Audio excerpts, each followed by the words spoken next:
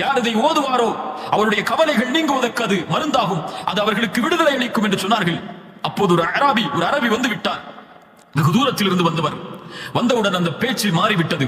அல்லாஹ்வுடைய தூதரை பின்தொடர்ந்தே நான் சென்றேன். அதற்கு பிறகு சென்று ரசூல் ஸல்லல்லாஹு அலைஹி வஸல்லம் வீட்டின் அருகே வந்தபோது அவருடைய கவனத்தை திருப்புவதற்காக ஒரு சத்தமிட்டேன்.